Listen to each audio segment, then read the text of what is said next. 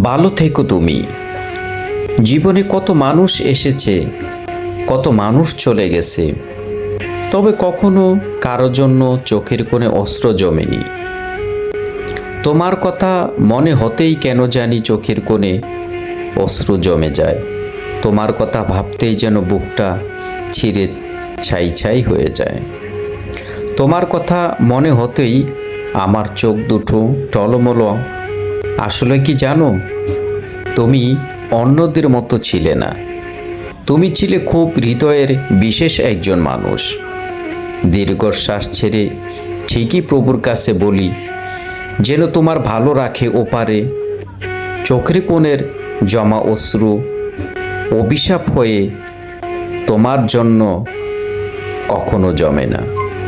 তোমার জন্য সব সময় আশীর্বাদ হয়েই চোখের কোণে অশ্রু জমে।